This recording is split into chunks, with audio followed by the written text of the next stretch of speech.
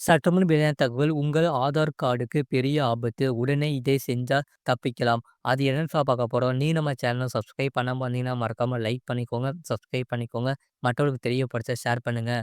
உங்களுடைய ஆதார் கார்டை வேறு யாராவது தவறாக பயன்படுத்தினால் என்ன செய்வீர்கள்? மோசடியில் இருந்து தப்பிக்க நீங்கள் இதை செய்தால் போதும்.